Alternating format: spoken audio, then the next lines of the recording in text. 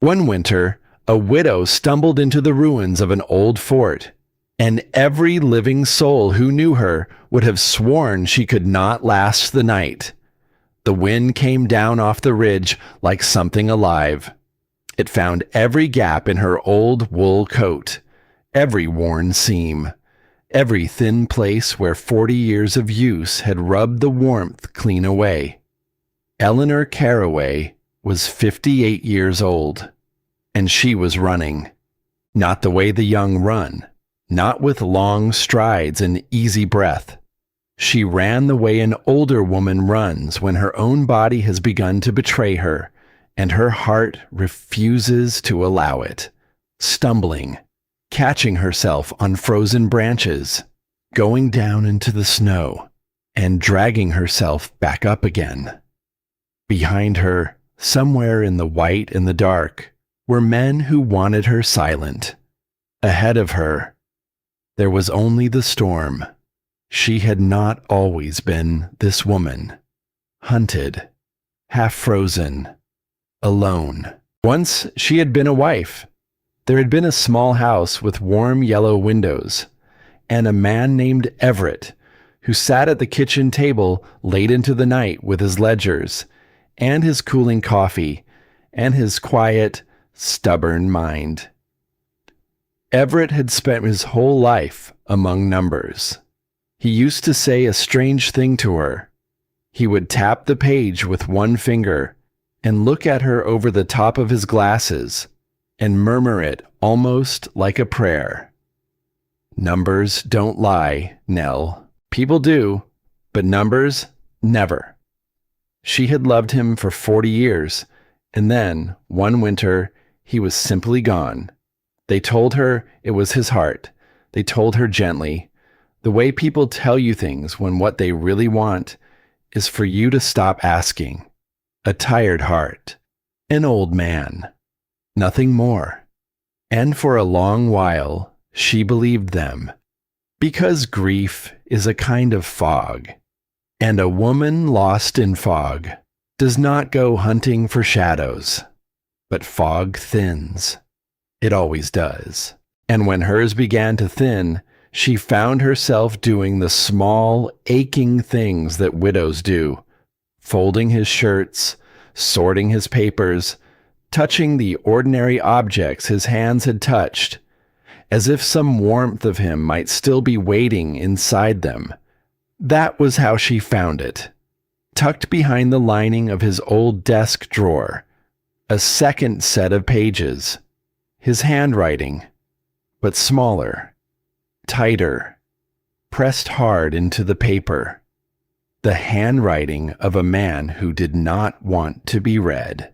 Columns of figures that did not match the ones the world had been shown. Money that moved like a ghost through the dark corners of a company's books. Sums that appeared and vanished and surfaced again where they had no honest reason to be. And in the margin, in ink pressed so hard it had torn clean through the page, 4 words, "They know I know." She sat on the floor of that silent house for a long, long time.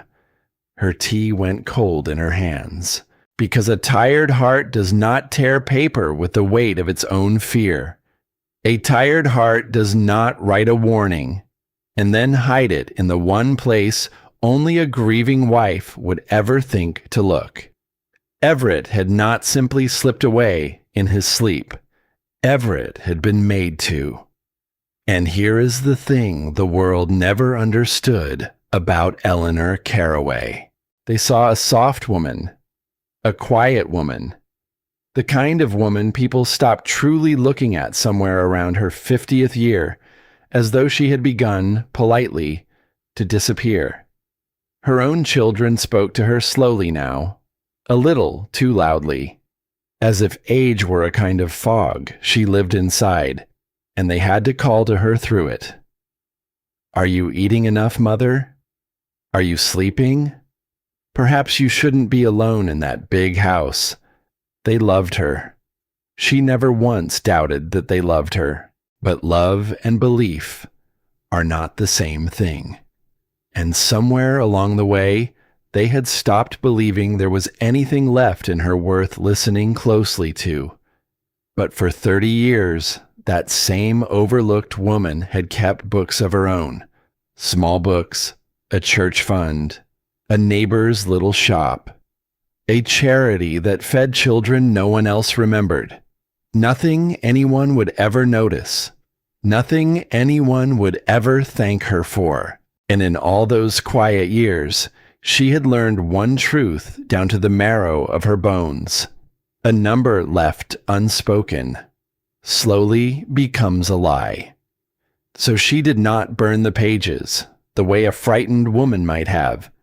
She gathered them up in her steady, wrinkled hands, and she carried them to the people she believed were meant to hear such things. That was her mistake. Because someone else was listening. Someone who should not have been. Within days, a friend who had promised to stand beside her was gone. An accident, they said. Ice on a dark road. A terrible, ordinary thing. She knew better now. The fog was gone from her eyes for good. That same night, headlights slid across her curtains and did not pass by. An old woman, the men behind them must have thought. Alone. Frightened. Slow. They did not know that a woman who has already buried the love of her life is no longer so easily frightened by death. She went out the back, while they came in the front. No coat but the old wool one. No plan but away. She drove until the paved roads turned to gravel, and the gravel turned to snow, and the snow rose up and swallowed the whole world. She left the car, where it finally died in a drift. And she walked up into the mountains, carrying 200 million stolen dollars in her memory, and nothing else at all. They say there is a cruelest kind of cold, the kind that comes too early. The kind the high places send down when they have quietly decided to keep you. It did not howl at her. Not at first. It whispered. It slipped cold fingers beneath her collar and traced the back of her neck. It kissed her cheeks until they stopped stinging altogether. And that was the danger she did not yet understand. When the cold stops hurting, it has already begun to win. Her breath came in ragged, tearing clouds. Her legs, which had carried her faithfully through 58 winters, began to argue with her now. And a voice rose up from somewhere deep inside her, soft, warm, and terrible. Sit down, Nell, just for a moment. Just rest your eyes. Everett is waiting for you. She almost listened. Lord help her. She very nearly folded down into that soft white snow and let it carry her home. But then she saw it. Through the swirling gray veil of the storm, where there should have been nothing but trees and dark and dying light, there was a line, straight, impossibly, unnaturally straight. Nature does not build in straight lines. Nature curves and tangles and leans. Only one thing in all this world cuts a corner that sharp and that true: the hand of a human being. Eleanor lifted her frozen head, and there, half swallowed by a forgotten clearing, rose 4 walls of ancient gray stone. Not a house, not a cabin, something far older than either, squat and square and stubborn. Its timber roof had rotted and caved inward a lifetime ago, leaving the open sky above it like an unhealed wound. But the walls still stood. Gray granite, stacked and fitted by hands long ago, turned to dust, 2 feet thick if they were an inch. Built to hold something in, built to keep something out. She did not yet know what those walls had first been made to do. She did not know the secret still buried in the frozen earth beneath them. or the strangers already circling closer through the dark, or the terrible, magnificent bargain the mountain itself would one day offer her. She knew only this: they had stood through 100 hard winters, and perhaps they could stand through one more. She staggered the final few steps. She fell against the cold stone and pressed her frozen cheek to it, the way a woman embraces an old and trusted friend. And in the rising roar of the storm, for the first time, the wind could no longer reach her. Far below, down where the roads still had names, a tall man in a tailored coat brushed the snow from his shoulders. And he studied a photograph of an ordinary woman with kind, tired eyes. He did not look cruel. That was the thing people always got wrong about men like him.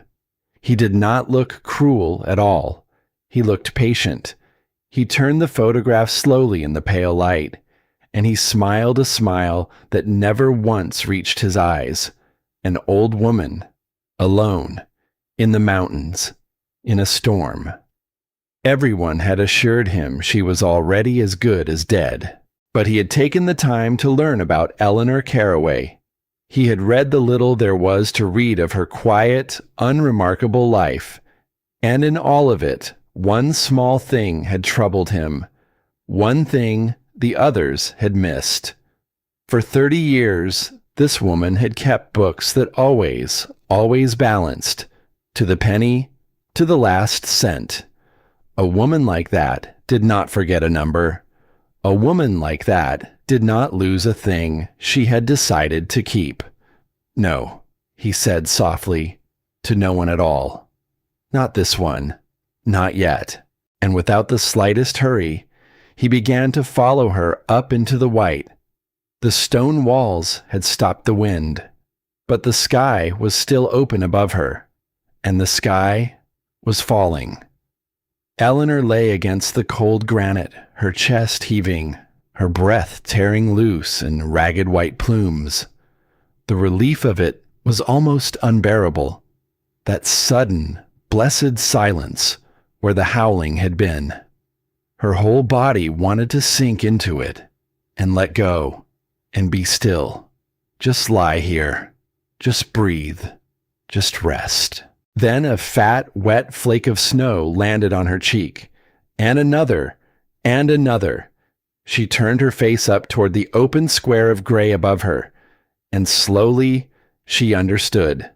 The storm had followed her inside. These walls, these stubborn old walls, had made a box. A perfect square of gray stone, 20 feet on every side, thick as a fortress, open to the heavens like the mouth of a deep, dry well. The wind could not reach her here. That much was a gift. But the snow could, and snow, falling and falling with nowhere to go, does not blow away the way it does out in the open. It gathers, it settles, it rises, hour by patient hour. She saw it then, with the terrible clarity that comes to a mind standing at the very edge of things. If she stayed in this beautiful shelter of stone, the storm would simply pour itself in on top of her. It would fill the square.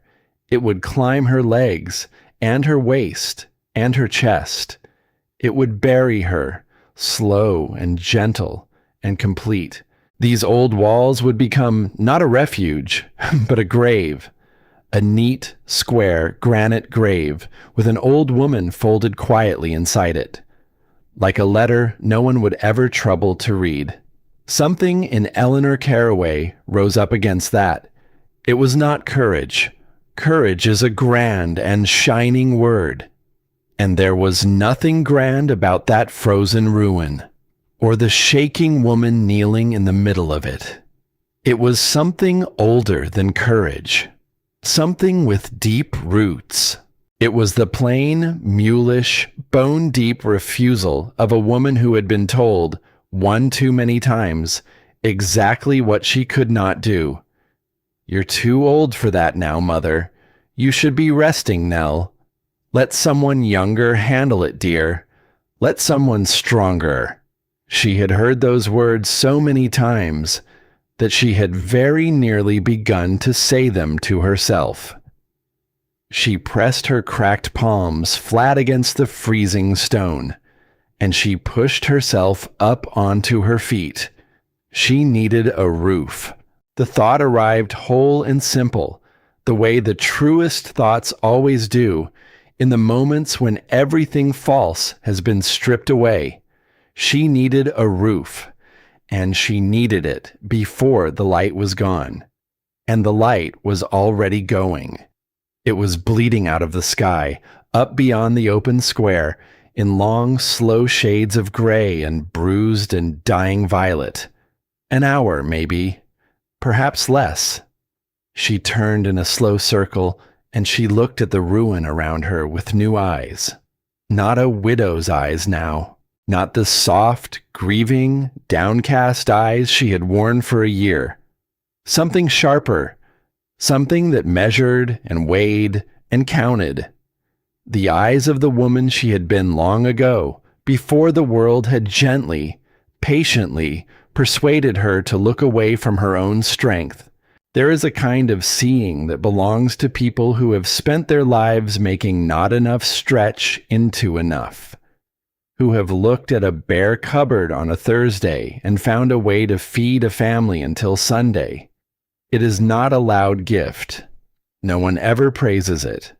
But it is a kind of genius all the same. And Eleanor Caraway had it in full measure. The floor of the fort was a wreckage of old timber, the bones of the roof that had fallen in a lifetime ago. Great dark beams, gone soft and gray at their edges. But some of them, perhaps, still sound at the heart. She knelt back down, and she began to dig. Her hands were the wrong hands for this. They were hands that had held knitting needles and worn hymn books, and the small, sleep-heavy weight of grandchildren on quiet Sunday afternoons. Hands that had signed birthday cards and folded warm laundry, and rested so many thousand evenings over the back of her husband's own. They were not hands built for tearing through frozen, century-old wood, but they tore through it anyway. The frozen splinters bit deep into her fingers. Thin red lines opened across her knuckles, one after another, bright against the gray. She saw the blood come. She watched it well up and smear across the wood, but she did not feel it. The cold had taken that one small mercy from her and given her a darker one in its place. Her hands had gone too numb to hurt, and so she used them without pity, the way you can only use a thing that has stopped being able to feel. She hauled the rotted wood aside. She dug down and down through 100 years of ruin and dark, and then, beneath it all, her fingers closed on something solid. Beams, real beams, whole ones, thick as a strong man's leg, and heavy as sin. 4 of them, then a 5th, sound and dense and unbroken, sheltered all these long years beneath the rot above them, waiting there in the frozen dark, as if for a pair of desperate hands to finally come and need them. She almost wept. She did not have the strength left to weep. So instead, she simply pressed her forehead down against the cold, sound wood, and she breathed. And she whispered a small word of thanks to whoever or whatever had left them there for her. Now came the harder thing, the thing that would decide it. She could not lift those beams. Not truly. Not all the way up, and not across that great 20-foot span, the way the old builders once had, in the days when this place was young. They had done it with teams of strong young men, and ropes, and iron, and the careless strength of the living. She had none of that. She had one body, 58 winters old.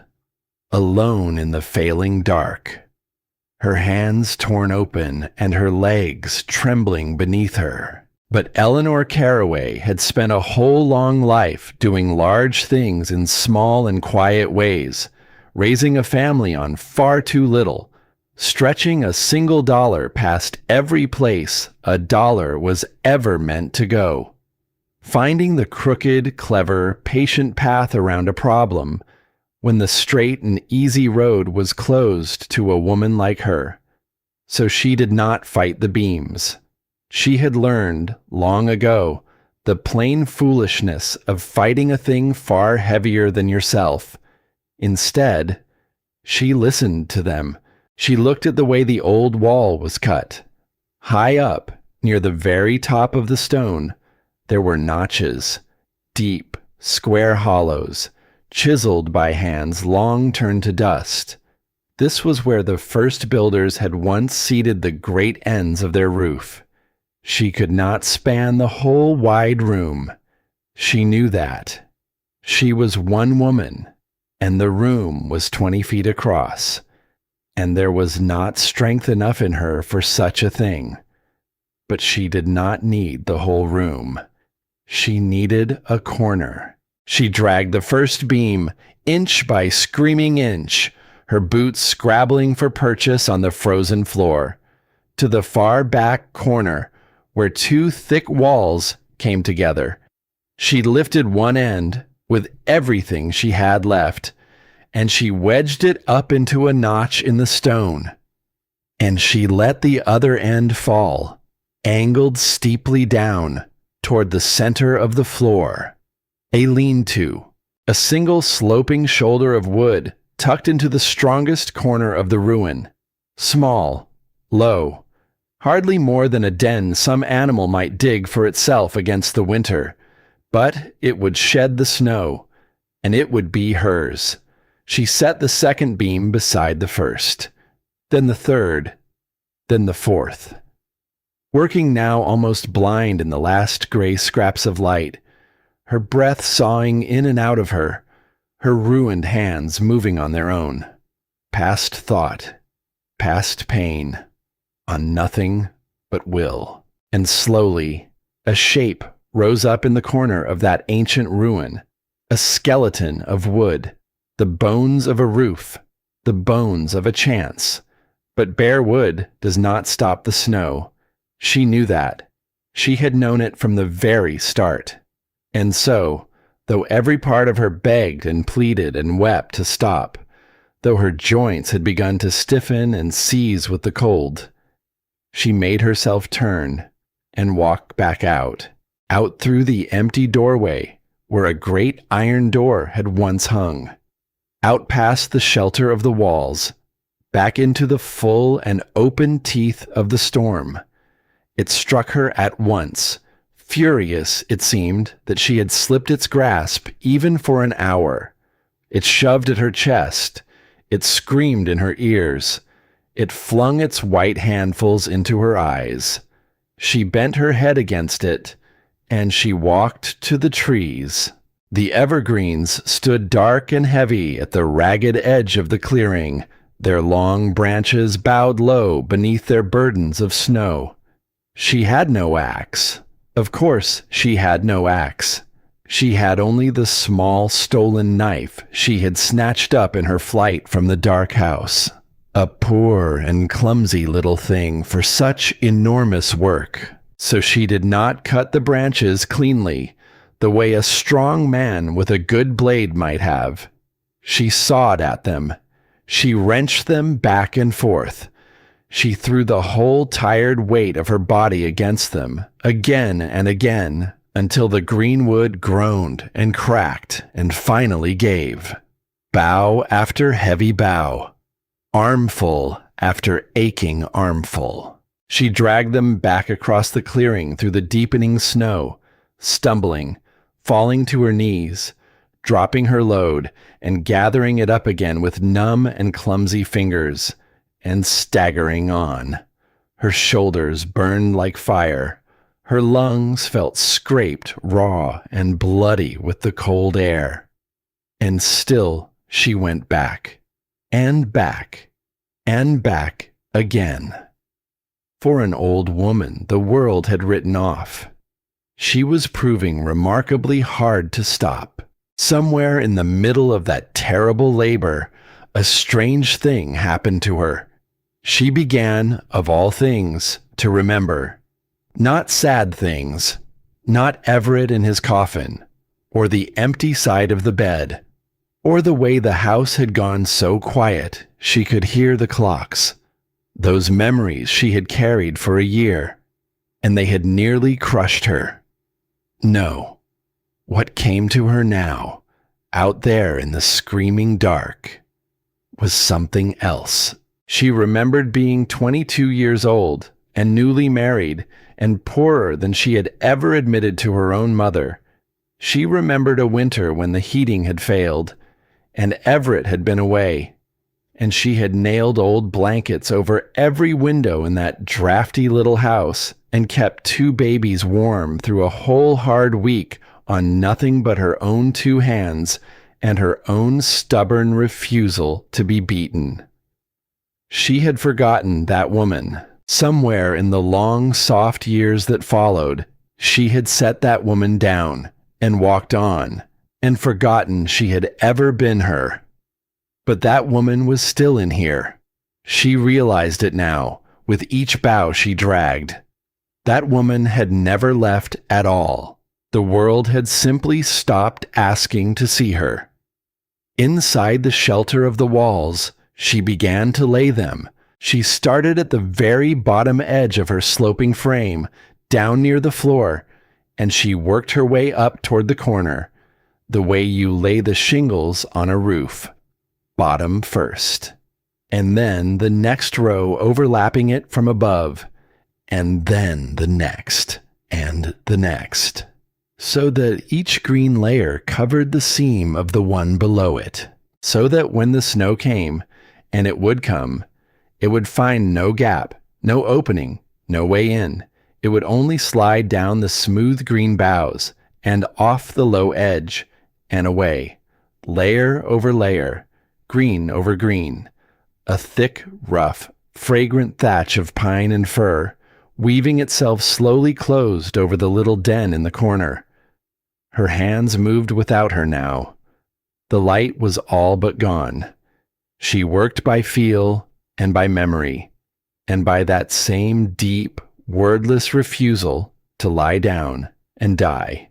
And when at last the final bough was laid, she stepped back, swaying on her feet, and she looked at the small dark shape she had made with her own 2 hands, a shelter, within a ruin, a tiny cave of wood and living green, tucked deep into a 2-foot corner of granite, older than the memory of anyone alive. It was crude, it was small, it was lopsided and rough and ugly, and it was, she thought, the finest and proudest thing she had built in a very long time. But the cold was not finished with her yet. Her clothes had frozen against her body. Her old wool coat had gone stiff as a plank of wood. Ice had formed hard in every crease and fold of it, so that it crackled and cracked when she moved. A suit of brittle armor, slowly and quietly killing the woman trapped inside. She was shivering now, not the ordinary shiver of a cold day. Great, violent, rolling waves of it that seized her whole body and shook it like a rag in the wind. Her thoughts had begun to slur and slow and drift apart from one another. And she knew, somewhere in the failing back of her mind, what that meant. She had read it once, or heard it, or simply understood it the way women of a certain age come to understand the body and all its quiet betrayals. The violent shivering was the last warning the body gives, and when the shivering finally stopped, it would not be because she was warm. It would be because there was nothing left in her to shiver with. She needed more than a roof. She needed more than walls. She needed fire. She went back down to the ruined floor, on her knees now, too weak and spent to stand for long, and she dug once more through the frozen wreckage, looking for anything, praying wordlessly for anything at all, and her clawing, senseless fingers struck something that was not wood, something that did not belong. It was stiff and heavy and wrong. She pulled at it. It resisted, frozen down into the packed black earth. She braced her knees and wrapped both numb hands around it and threw the whole of her failing weight backward. And with a low tearing sound, it came free. A tarp, a great heavy sheet of dark and filthy canvas, stiff as sheet metal with age and ice, left behind, perhaps, by some hunter or wanderer or lost soul of years long past, forgotten down here in the dark with the old beams and the older silence. To Eleanor, in that moment, it might as well have been woven from pure spun gold. She dragged it, half crawling, back to her little shelter. She hauled it up and over the thick green thatch of boughs, and she weighted its heavy edges down with loose stones from the ruined floor, pinning it tight against the granite, sealing every seam she could find. A skin over the bones, a roof over the roof.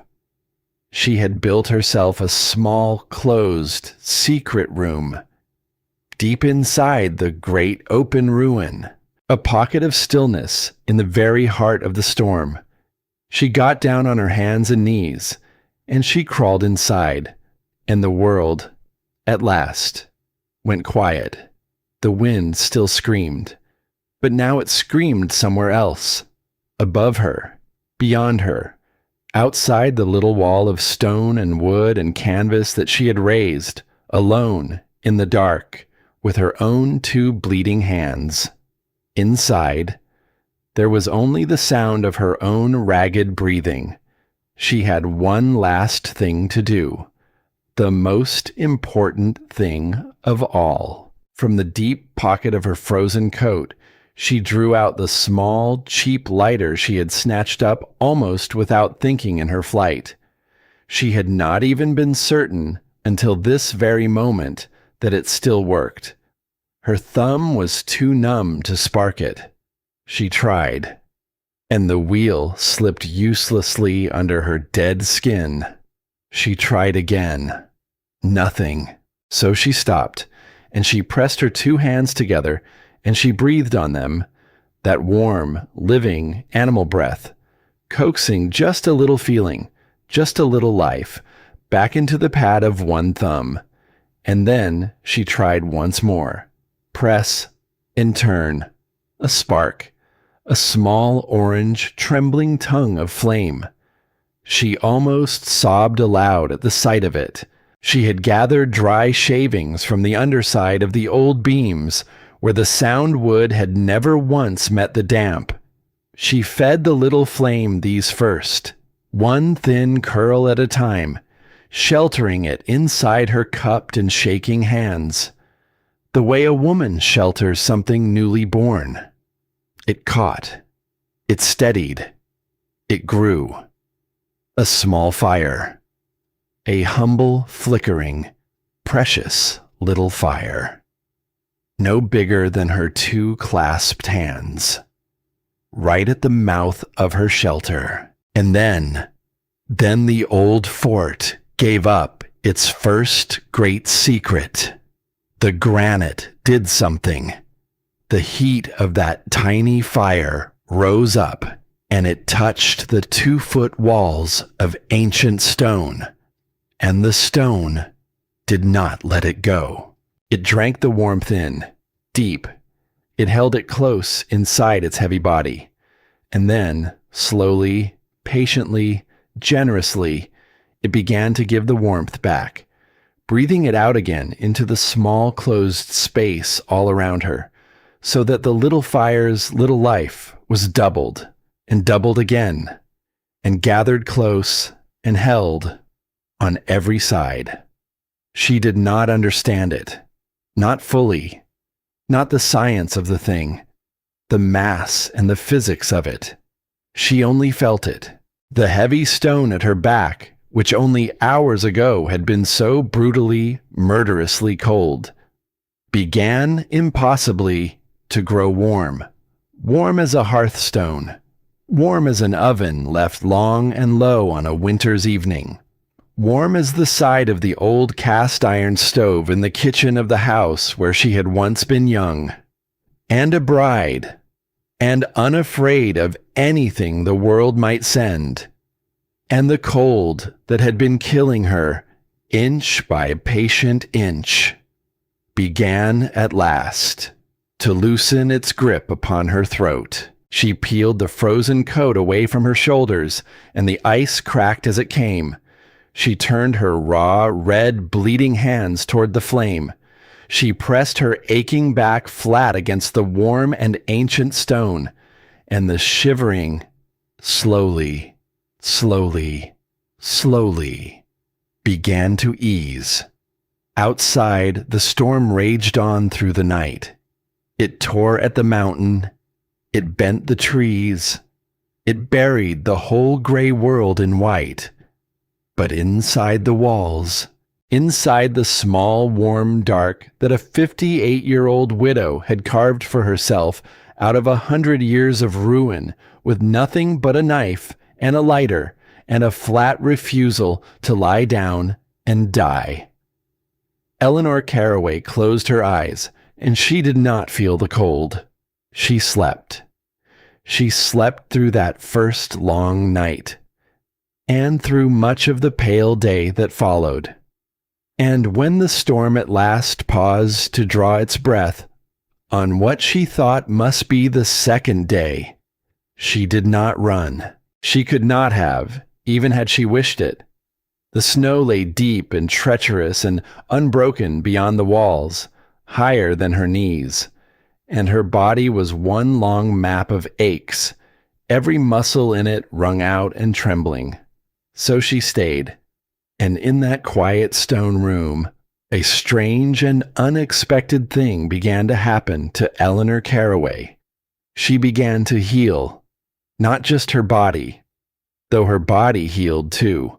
The feeling crept back into her hands in 1,000 small and stinging pinpricks that made her gasp, and then, unexpectedly, laugh out loud in the empty quiet. Her strength returned, little by little, on the melted snow she drank from a cupped tin, and the last crushed crumbs of a forgotten bar she found deep in a coat pocket. But it was something far deeper than the body that began to mend in those long, still, fire-lit hours. Because for a year now, she had been shrinking. She had felt herself growing smaller and smaller in the eyes of the world. A widow, an old woman, a person to be spoken to slowly and gently, and just a little too loudly. A person to be helped across rooms she could cross perfectly well on her own. A person to be managed and worried over, and then, mostly, set aside. And the terrible thing, the quiet thing she had confessed to no one, was that she had begun to believe it herself. She had begun to fold herself smaller, to take up less room at the table, to let her own sentences trail off, unfinished, because surely no one was truly waiting to hear the end of them. But here in this place where no one watched her, and no one doubted her, and no one told her, however kindly, what an old woman could not do. She had built a roof out of a fallen ruin. She had wrestled fire up out of the frozen dark. She had kept herself alive when the whole wide world had already quietly agreed that she would not. And something in her that had been bent low for a very long time, something patient and folded and nearly forgotten, began slowly in the warmth of that ancient stone to stand back up straight.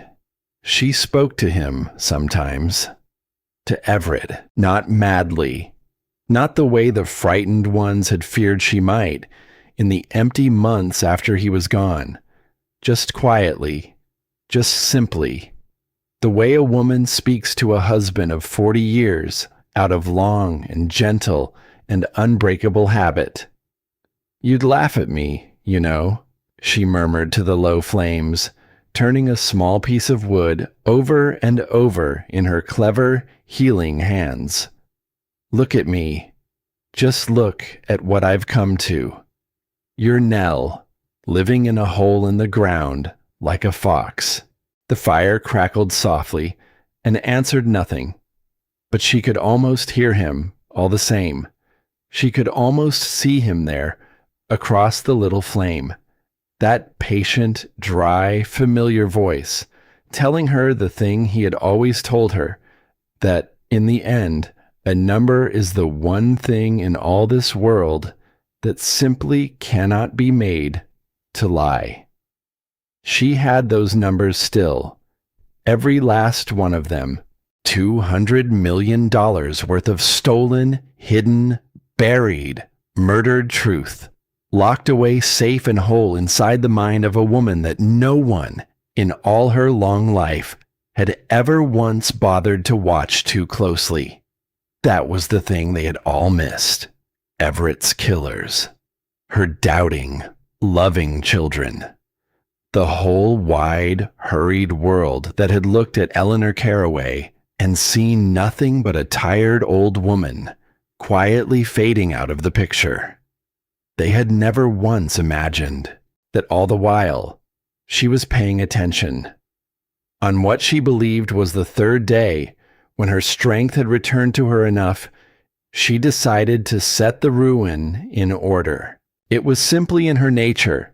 She had never in her life been able to sit at ease inside a mess, even a mess a full century old. And there was a practical hope woven into it too, that whoever had left that tarp so long ago might have left other things behind them in the dark.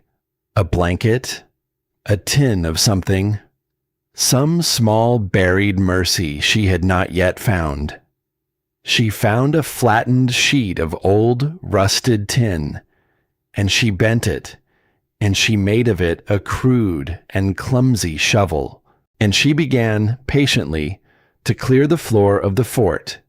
She scraped away the fallen pine needles, and the last of the rotted wood, and the packed black dirt of 100 silent years. The warm stone kept her comfortable while she worked, breathing out its gentle, borrowed heat, so that she labored in nothing but her sweater, her heavy coat set aside and drying by the low fire. It was slow work, honest work, the kind of plain, repetitive, useful work that quiets a troubled heart and empties a crowded mind. Scrape and lift and toss, scrape and lift and toss. She had very nearly convinced herself there was nothing here to find. And then, near the very center of that wide, 20-foot room, her tin shovel struck something, and the sound that it made was wrong. It was not the harsh scrape of tin on stone. It was not the dull, dead thud of tin on frozen earth. It was hollow, a deep, empty wooden knock that seemed to echo down and away into some hidden space beneath the ground beneath her feet. Eleanor Caraway went very, very still. She knelt there in the warm and flickering quiet of the ruin, her breath held tight in her chest, her heart beginning, slowly, to quicken against her ribs. She lowered herself down onto her knees. She set the tin shovel carefully aside, and with her bare hands, healed enough now to feel once more, she began to brush the dirt away, an inch down, then 2, then more. And there, buried beneath the packed and frozen earth of a century, something began slowly to appear. Wood, old, dark, heavy wood, aged near to black. but sound and whole, and bands of black iron laid across it. Rusted, yes, but unbroken. Set in a pattern that no accident of nature, no chance of 100 years had ever made, or ever could. A shape emerged beneath her sweeping, wondering hands. Square, deliberate, made by the hands of men, and set into the very center of it, an iron ring, a trapdoor. There was a trapdoor, buried beneath the floor of the fort. She sat back on her heels in the warm dark, and she stared down at that rusted iron ring, and she felt the fine hairs slowly rise along the back of her neck and down her arms. Because a door like this, a door that someone had gone to such enormous trouble to build and to bar and then to bury and to hide, a door like this was never, ever made to hide nothing. Her mind, that quiet and careful and long underestimated mind, began at once to turn. Perhaps it was a cellar, a store of some kind. And perhaps, just perhaps, there might be things down there in the dark that could keep her alive. Old tools, old stores, a century-old tin of something she could eat, a way, when the snow finally softened, to walk down off this mountain and back into the world of the living. Or perhaps, whispered some older, colder part of her, perhaps it was something else entirely. She reached out. Her fingers closed around the cold, rough iron of the ring, and she pulled. It would not move, not at first. 100 years of rust and frost and stubborn silence had sealed it fast. She braced her boots against the packed dirt of the floor. She wrapped both hands around the ring. She set her jaw, and she leaned back with all the new-won strength in her small and stubborn frame. And she pulled. For a long, straining moment, nothing. And then, with a shriek of rusted iron that split the quiet like a scream, the ancient hinges gave, the heavy door heaved up and open, and out of the black gap beneath it rushed a breath of air, cold and stale and earthy, the trapped and ancient breath of a room that had not been opened, she was certain, in longer than she had been alive. She peered down into the dark. A narrow flight of stone steps descended into blackness. She lit a length of wood at her small fire to make a rough and smoking torch, and with her heart hammering high and hard in her throat, Eleanor Caraway began, carefully, to climb down into the dark beneath the fort. The cellar was larger than she had dreamed, built of the same thick, heavy granite blocks as the fort above it. Her flickering torch threw great leaping shadows against the walls, and the shadows danced and reached and swallowed the low ceiling whole. And as her eyes adjusted, she began to see what the little room held. Racks, old wooden racks, half rotted, lining the walls, and on them, and fallen from them to the floor, the decayed and rusted remains of a bygone age.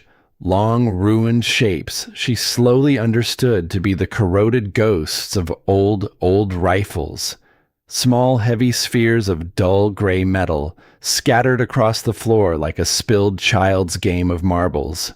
An armory, a forgotten armory, sleeping in the dark beneath a forgotten fort for 100 years and more. She turned slowly in the center of the room, her torch held high, her breath clouding in the frozen air. It was a marvel, a tomb, a page torn clean out of a history book, and hidden here beneath the snow. And then, her torchlight fell upon the center of the room, and every warm and wondering thought in Eleanor Caraway's head went instantly, utterly cold. Because there, sitting square in the middle of that ancient, dust-choked, century-sealed room, was a bag, A large black bag, heavy canvas, modern, new. There was not one single speck of dust upon it. The torchlight gleamed and slid along the smooth dark teeth of its zippers. In a room where everything was gnawed and rotted and gray with the slow, patient work of 100 years. This one thing was clean. This one thing was new. Eleanor stood very still, and she stared at it, and she felt the fine hairs rise once more along her arms. But it was not wonder now. It was fear, because she understood all at once and to her very bones what this meant. The dust of a century does not simply skip a thing. Someone had been here. Someone had come down into this buried, hidden, forgotten room, and not long ago at all. Someone had climbed down these same stone steps and set this bag down in the dark, and climbed back out, and buried the door again behind them. This fort was not a forgotten ruin. It was not hers. It belonged to someone. And she had crawled, half dead and grateful, straight into the middle of it. She should have turned back. Every sensible instinct in her told her to turn back and climb the stairs and close the door and pretend she had never seen it at all. But Eleanor Caraway had spent her whole life needing to know the truth of things. It was the very thing that had brought her here. The very thing that had cost her everything. She could not stop now. She crossed the small stone room. She knelt down beside the black bag in the flickering torchlight, and with slow and steady and frightened hands, she took hold of the zipper and she pulled it open. The torchlight fell inside, and Eleanor Caraway looked down at the contents of the bag, and her blood ran colder than the storm outside had ever managed to make it. Neat rows of sealed and silver-wrapped rations, a heavy sleeping bag, rated for a cold far below anything a wandering soul would ever plan to meet. A sleek black telephone, of a kind she had only ever glimpsed in the hands of men who worked very far from any town. And resting on the top of it all, dark and heavy and patient, a gun.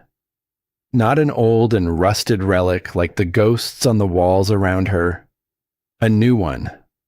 A clean one. A loaded one. With more beside it. This was no hunter's forgotten stash. Hunters did not carry telephones that spoke to the sky. Hunters did not leave loaded weapons sealed in a buried room beneath a 100-year-old fort. This was a cache. A hidden place.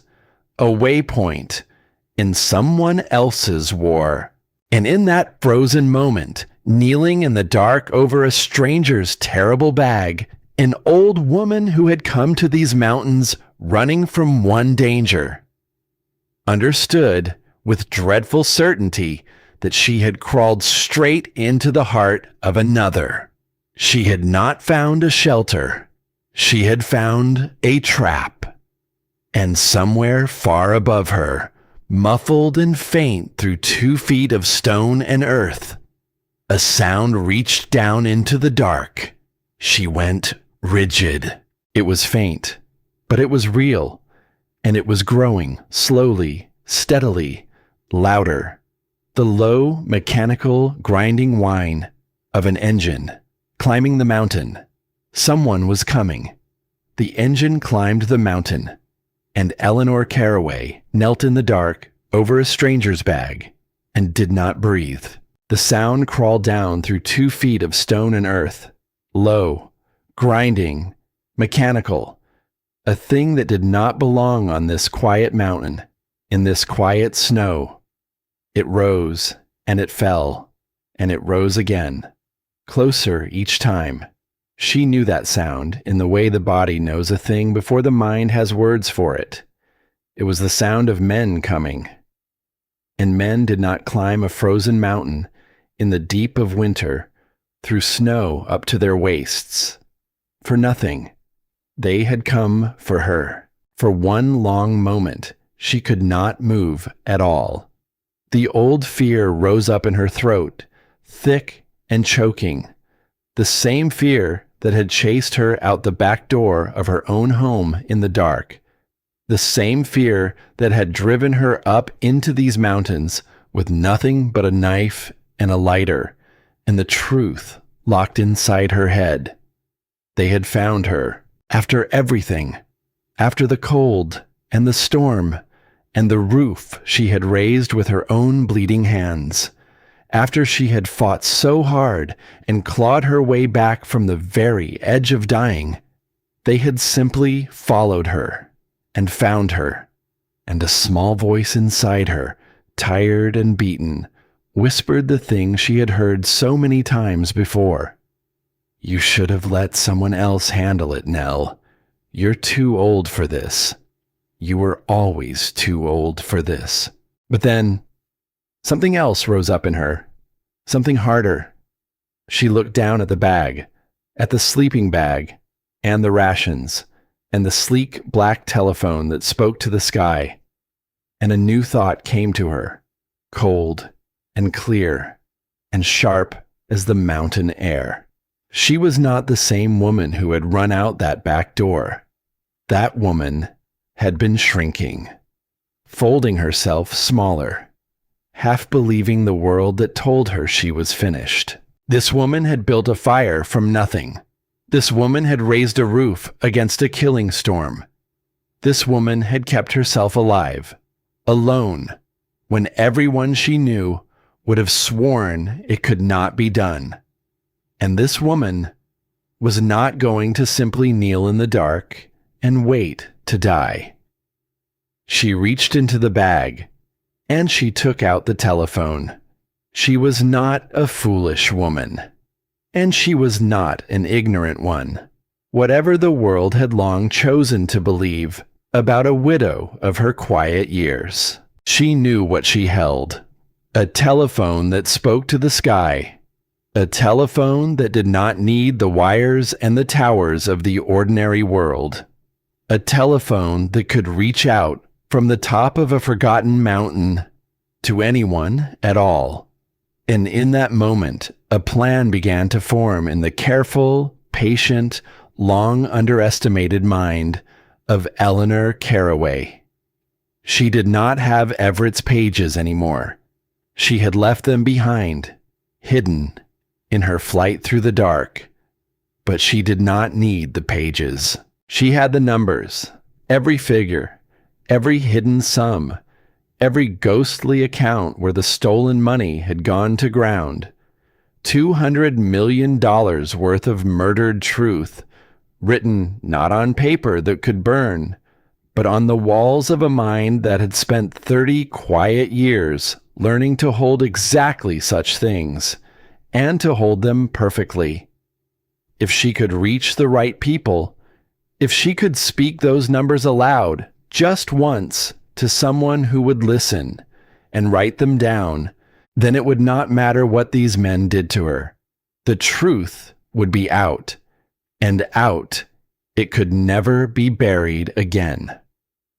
Everett's work would be finished, and she would be the one to finish it. She pressed the button to wake the telephone. The small screen glowed to life in the dark, throwing its pale blue light across her lined and weathered face, and her heart sank. No signal. Of course there was no signal. She was underground, beneath 2 feet of stone, beneath the packed black earth of a century, buried in a cellar built by men who had wanted, above all things, to keep what was down here hidden from the sky. The very stone that had saved her life now stood between her and her only hope. She could not call from down here. She would have to go up to the open floor of the fort, up toward the open sky, up to the very place where the men with the grinding engine were. even now, coming to a stop. Above her, the engine died, and the silence that rushed in to fill its place was somehow far worse than the sound had ever been. She killed her small torch, pressing its glowing end into the dirt until the dark swallowed her whole. She crouched there in the black cellar, the telephone clutched to her chest, and she listened with her whole body. Footsteps, heavy, deliberate, crunching down into the fresh snow somewhere above her head. 2 men, perhaps, or 3, moving with the slow, unhurried care of men who knew their prey had nowhere left to run. And then a voice. It came down through the open roof of the fort and down through the gap of the trapdoor she had left standing open, and it carried perfectly on the cold and frozen air. Calm, smooth, almost gentle, and all the more terrible for it. Mrs. Carroway. She flinched at the sound of her own name. There's no need for any of this. You must be so cold, so tired. A pause, the soft crunch of a single patient step. You've done so well to last this long. Truly, no one thought you would. She said nothing. She pressed herself back into the deepest, darkest corner of the cellar, and she held her breath. And she prayed to a God she was not entirely certain was listening. But the voice went on, patient, unhurried, terribly reasonable. You have something that belongs to us, it said. Some papers, some records, that's all. Give them back, and this ends. Right now. Quietly. You can go home, Mrs. Carroway. You can go back to your grandchildren. Home. The word landed in her like a hook, sunk deep. For one weak and human moment, she wanted so badly to believe it. She was so tired, so very cold, and old, and tired. And home was warm and safe, and there were small arms that wrapped around her neck and called her by a name that had nothing at all to do with any of this. But then she remembered Everett. She remembered 4 words, pressed so hard into the paper they had torn it clean through. They know, I know. They had said gentle things to Everett too, most likely, right up until the very end. Men like this did not let you go home. Men like this let you believe you were going home, right up until the moment they made quite certain that you never would. She found her voice, and when it came, it shook, but it did not break. I don't have your papers, she called up into the dark. I left them. They're not here. The pause that followed was long, and when the voice came again, something in it had changed. The gentleness was still there, but now there was something underneath it, something that had been there all along, waiting. Now that, it said softly, I'm afraid I don't believe. A woman like you, so careful, so thorough. A slow, considering breath. A woman who kept books her whole life doesn't simply leave her books behind. Does she, Mrs. Carroway?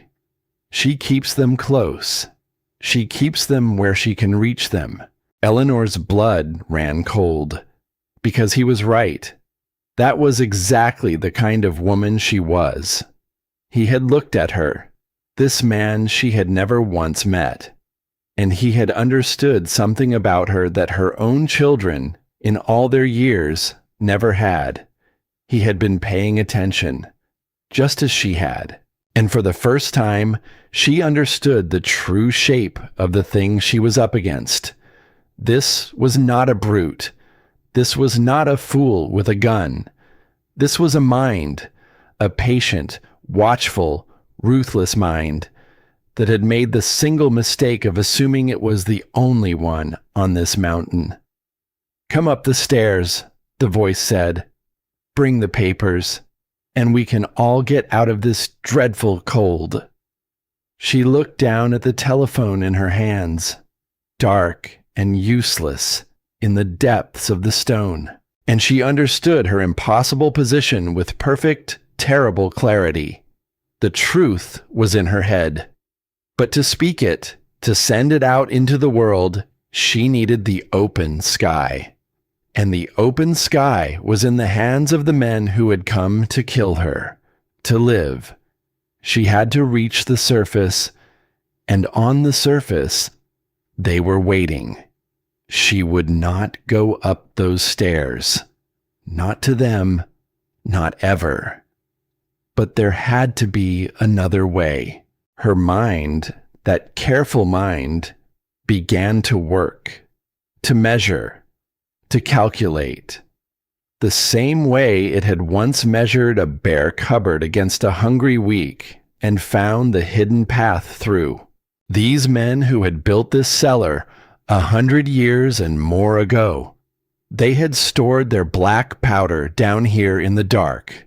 She understood that much now from the ghosts of the guns upon the walls. And black powder was a living, breathing, dangerous thing. It gave off fumes, fumes that could gather and thicken, and one day, from a single careless spark. Men who stored powder in a sealed stone room were not fools.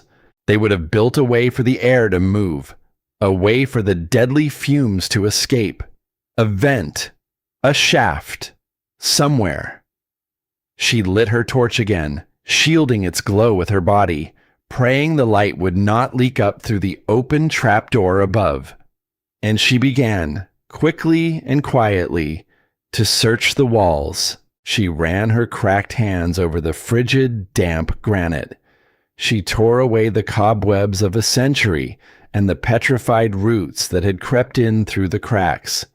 She searched the corners, the high places, the low, and near the ceiling, at the very back of the cellar, half hidden behind a collapsed and rotted shelf. Her fingers felt it, a breath of air, a draft, faint and cold and moving.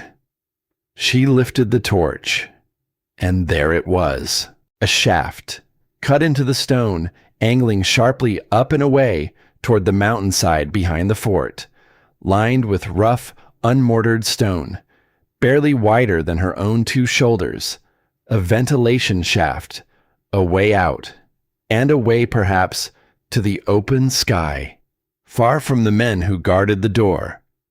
But she looked at that narrow, black throat of stone, and her heart quailed inside her. It was so small, so terribly, impossibly small. A tight, black, airless tunnel angling up through the frozen belly of the mountain. A grown woman would have to breathe out, empty her very lungs, just to force her body into such a space. And if she got stuck, if her tired old body wedged fast in that black stone throat, halfway up, in the dark, alone, then it would not be a shelter. It would not even be a grave.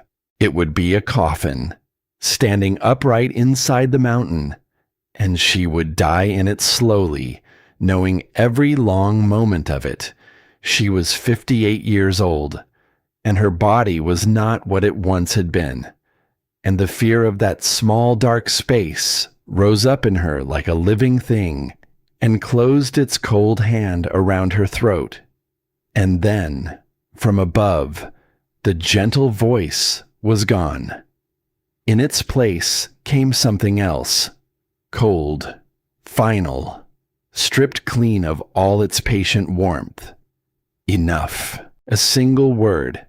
And then, to someone else, low and hard, "She's not coming up. Bring it down on her then. Burn her out. Burn." The word dropped into Eleanor's chest like a stone into a deep and frozen well. She did not know exactly what they meant to do, but she understood the shape of it.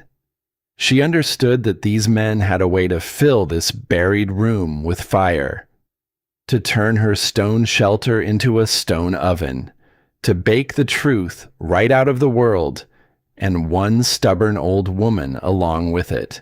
And suddenly, the narrow black shaft did not look like a coffin anymore. Suddenly, it looked like the only door left open in all the world. Fear of a small dark space is a terrible thing, but it is nothing at all, beside the fear of fire. Eleanor moved. She shoved the sleek black telephone deep into the pocket of her sweater and buttoned it down tight. She dragged the collapsed shelf beneath the mouth of the shaft, and she climbed up onto it, the old wood groaning and splintering beneath her weight. And she pushed her head, and then her shoulders, into the narrow throat of stone. The dark closed over her at once, total, absolute. The cold of the raw stone pressed in on every side, so close she could feel it against her cheeks, her back, her chest. She reached up into the blackness with her hands, found a jut of rough stone, and pulled. And slowly, terribly, inch by inch, she began to climb up into the mountain. It was worse than she had feared. The rough, unmortared stones tore at her sweater and scraped the skin from her shoulders and dragged at every part of her. There was no room to lift her head, no room to bend her arms more than a few inches. She could only reach and grip and pull and drag her body up behind her like some slow and desperate creature of the deep earth.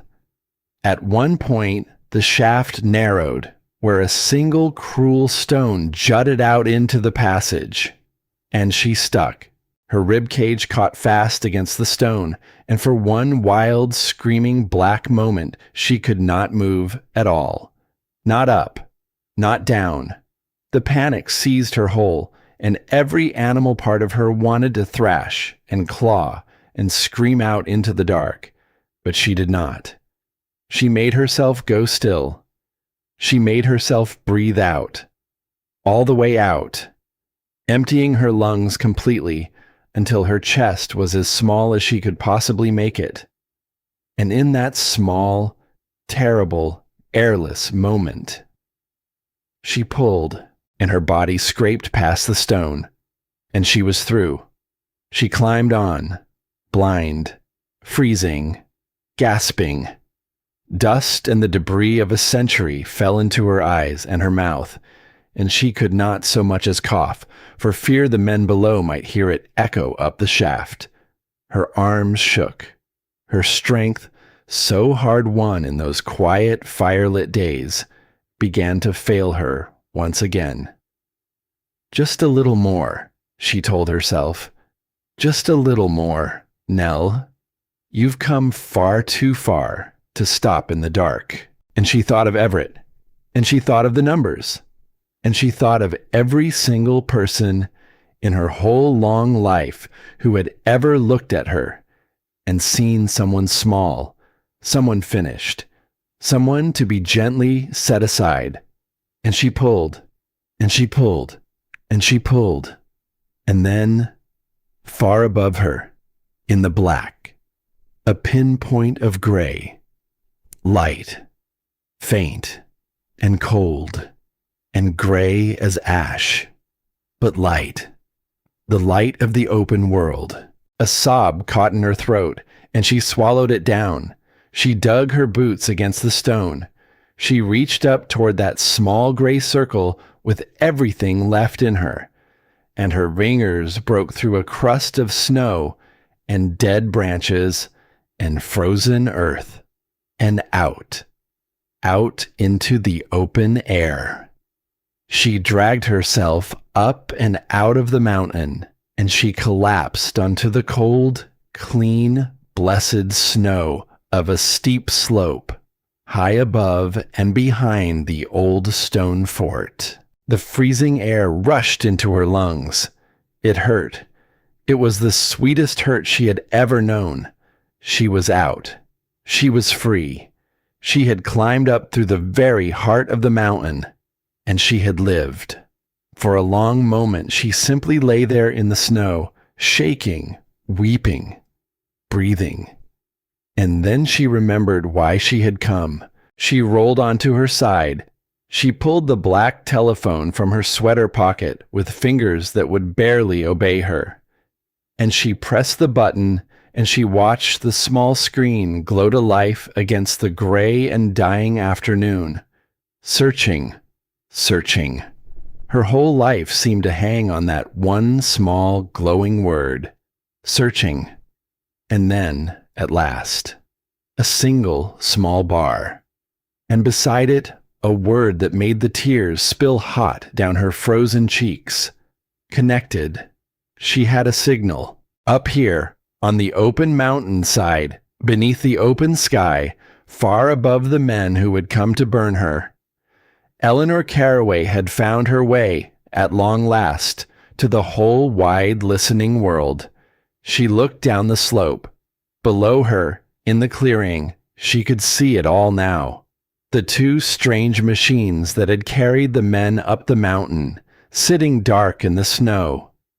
And the men themselves, small figures against the gray, gathered close around the old stone fort, around the trap door, around the room where they still believed her to be. She saw one of them approach the wall, carrying something, a heavy satchel, and she watched him lift it, and she understood, with a lurch of pure horror, what it was. The fire they had promised her. They were going to burn the fort, the shelter she had built, the stone that had saved her life. They were going to fill it with fire, believing her still trapped inside, never once dreaming that the old woman they had cornered had already slipped out through the belly of the mountain itself. Her thumb moved across the glowing screen. She knew the number. She had memorized it long ago, in another life, back when she had first begun to understand exactly what Everett had stumbled into. A number for the people whose whole purpose was to listen to truths like hers, and to act on them. She pressed it, and she lifted the telephone to her ear. And in the vast frozen silence of the mountain, with the killers gathered below her, and the fire about to fall, an old woman that the whole world had forgotten to watch, heard the line begin, very faintly, to ring. The line rang once, and then the shot came. It tore across the mountain like the sky itself had been split open, deep, booming, enormous. Not the sharp, spitting crack of the weapons the men below carried, but something older and heavier and far more furious than that. Eleanor flinched so hard she nearly dropped the telephone into the snow. Down in the clearing, the men scattered. She watched them break apart and scramble, diving for cover behind the thick stone walls, behind the dark and silent machines that had carried them up the mountain.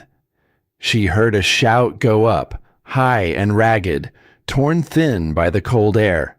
And then another of those great booming shots rolled down off the ridge above, and one of the machines shuddered where it stood, as its window burst apart into a bright spray of flying glass. Someone else was on the mountain. Someone else was shooting at the men who had come to kill her. Eleanor pressed herself flat against the cold slope, her heart slamming against her ribs, the ringing telephone forgotten for a moment against her ear. She did not understand it. Not at first. Her mind, so quick with numbers, could make no sense of this. And then, slowly, a single cold thought rose up out of the confusion. The bag. The clean black bag, waiting in the buried room beneath the fort. The sealed rations. The heavy sleeping bag. The gun that was new and loaded and terribly out of place in that century-old dark. Someone owned that bag. Someone had climbed down into that hidden cellar, not long ago at all, and left their things there in the frozen quiet. And now that same someone had come back up the mountain, only to find their secret place crawling with armed and dangerous strangers. She did not know who was out there in the trees. She only understood, with a strange and dizzy clarity, that for this one impossible moment, their guns were not pointed at her. A small, tinny voice buzzed against the side of her head. She had forgotten the telephone completely.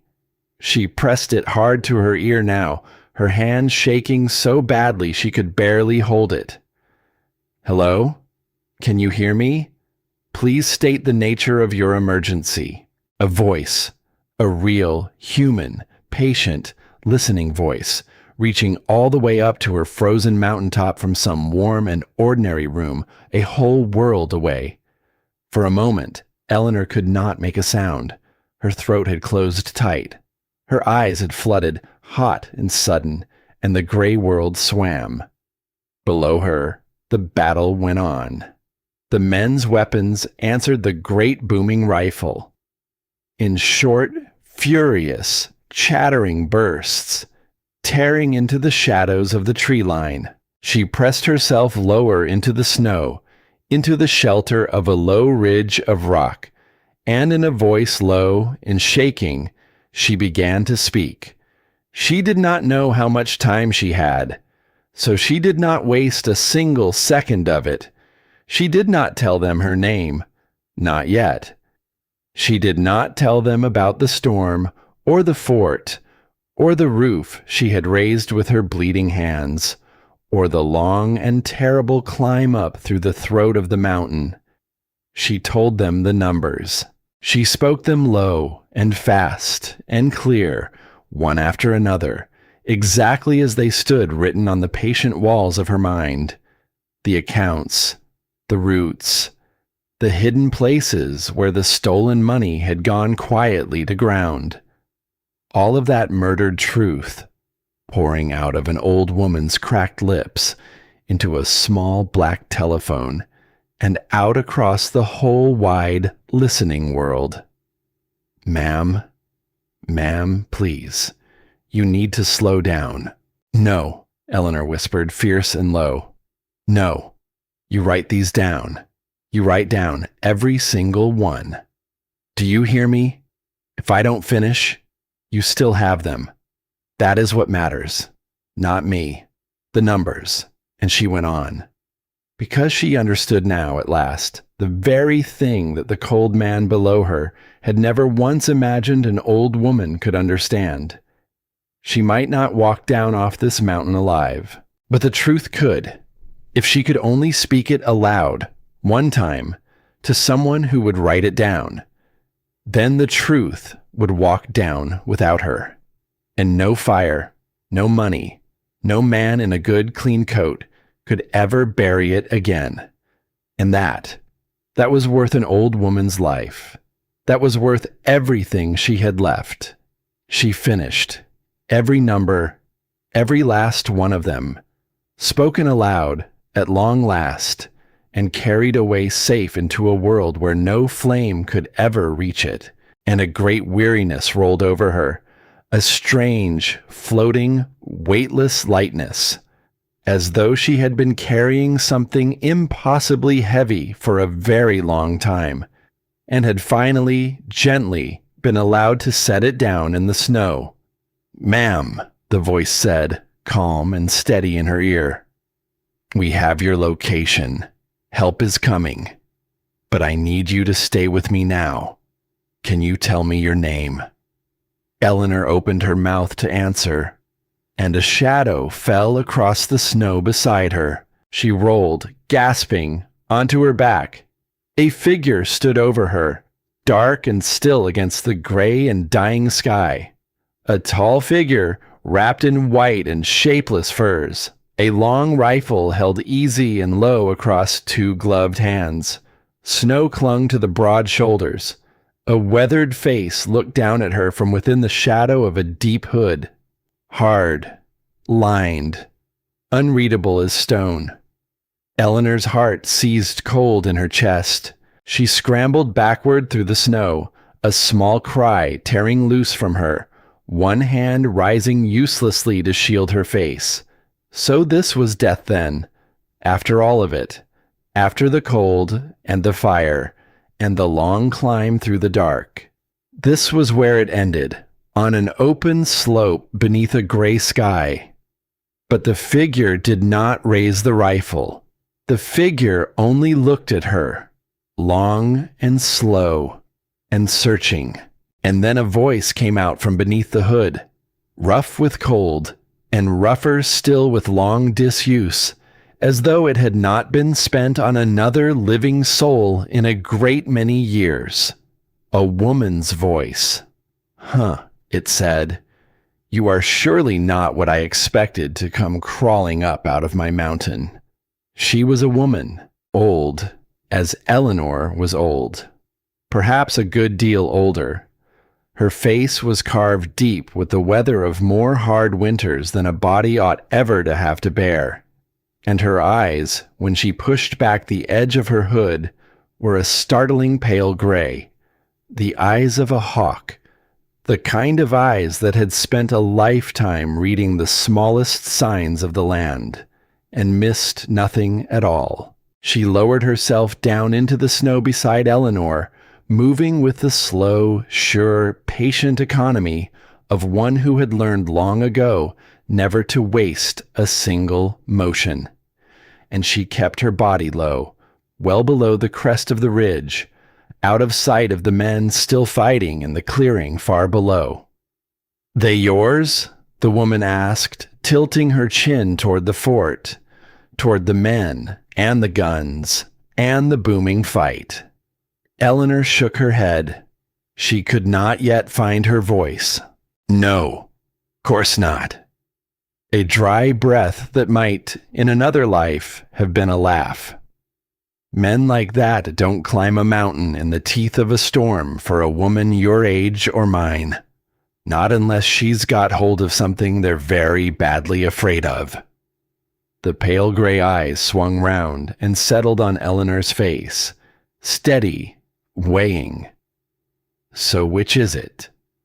What did a woman like you do to bring men like that all this way to see you dead?" Before Eleanor could answer, the woman's eyes moved, down the slope, to the fort, and a hard understanding settled over her weathered face. "That bag down there," she said, low and grim. "In the cellar. You found it." Eleanor's breath caught. It's yours? Mine? Or near enough?" The woman's jaw tightened. 30 years I've lived up in this country, girl. Alone. And a body who lives alone that long, with the kind of past I've got. She learns to keep a few things ready. Caches, here and there. A way to run, a way to eat, a way to call for help, if it ever came to it. Her pale eyes hardened. Always told myself I was being foolish. An old woman, jumping at ghosts, keeping a go-bag buried under a 100-year-old fort like anyone was ever coming. A bitter, humorless breath. Turns out I wasn't foolish at all. Turns out I was right to worry. The whole time. She looked at Eleanor. They found my mountain, and I don't take kindly to that. And so, in a low and halting voice, huddled in the snow behind the ridge, while the strange battle rattled on below, Eleanor Caraway told her. She told her about Everett, about 40 years of a shared and gentle life, about the small warm house, and the man who had sat up late over his ledgers and murmured again and again that numbers never lie. She told her about the second set of pages, hidden away behind the lining of a drawer, about 4 words torn clean through the paper by the pressure of a dying man's fear, She told her about the men who had come, about the friend lost on the ice, about the long run into the dark and the ruined fort, and the fire she had coaxed from nothing, and the buried room, and the black shaft she had dragged her body up through, inch by screaming inch. And she told her about the numbers, how she had just now spoken every one of them into the little black telephone, how the truth was out at last and safe and forever beyond the reach of the men who had killed to keep it hidden. The other woman listened. She did not once interrupt. She did not scoff or sigh or look away, the way Eleanor's own grown children so often did. She simply listened, her pale eyes steady, her weathered face unmoving. And when Eleanor's voice finally trailed away into silence, something in that hard, lined face had shifted. "Adele Marsh," the woman said at last, quietly, almost to herself. "That's my name. Haven't had cause to say it out loud in a long while." She was silent a moment, and then, slowly, "And I believe I know exactly who those men down there belong to." Eleanor stared at her. You know them?" Adele Marsh did not answer straight away. She looked out over the ridge, down at the clearing, at the dark machines and the small, scurrying shapes of the men. And when she spoke again, her voice had changed, gone flat and low and far away. The voice of a woman lowering a bucket down into a very old and very deep well. "Long time ago," she said, "there was a woman who worked these mountains. When folks got themselves lost up here, or hurt, or caught out by the weather, it was her job to find them, to go out into the very worst of it, and bring them back down alive." Her gloved hand tightened slowly on the stock of the rifle. She was good at it, the best there was for a long while. And then one winter, a company came through this country, a big one, hauling their freight over high roads they had no business hauling it over, not in that season, and there was an accident, a bad one, and people who should have walked home to their families didn't. She stopped. The wind moved thin and cold across the snow between them. "And this woman," Adele went on, "she saw the papers they used afterward to make it all quietly disappear. The false numbers, the columns that didn't add, same as your Everett saw. And she did what your Everett did. She stood up. She spoke. She said it out loud to anyone who'd hear. This was no accident. This was greed. And these people are dead because of it." "And what happened?" Eleanor whispered. Adele Marsh laughed. It was a dreadful sound, dry and cracked and hollowed out clean of any joy. "Why, nothing happened. That's what happened." She shook her head, slow and bitter. "They had money, you see. And money buys a powerful lot of silence. Money buys clever men in good, clean coats who sit you down and explain to you ever so patiently how the tired old rescue woman has got herself confused, how she's overwrought, how the poor thing simply can't be trusted anymore to remember a thing the way it truly happened." Eleanor's breath caught hard in her throat because she knew those words. She knew exactly how they felt, dropped soft and poisonous, one after another, into the ear of a woman the world had already half decided to stop believing. "You're confused, dear. You're tired. You can't quite be trusted to remember it right anymore. They took it all from her," Adele said, and now the flat voice had begun, at its very edges, to shake. "Her name, her good name, her work, the one thing in all this world she had ever truly been of any use at. And when they were finished, there wasn't a living soul left who would look that woman in the eye and believe one single word that came out of her mouth. She lifted one gloved hand and swept it slowly out across the vast white silence of the wilderness all around them. The empty ridges, the frozen trees, the great and endless quiet of it. So she came up here, where there was no one left to call her a liar, and no one left worth the trouble of lying to. And she told herself she was better off that way. Just her, and the mountain, and the good, clean quiet. Her voice dropped very low. She told herself that, for the better part of 30 years. The two women sat together in the snow, two old women, weathered and battered and long ago set aside by a world that had decided, without ever once asking them, that they no longer had anything left to offer it. One had run to this mountain to hide from what had been done to her.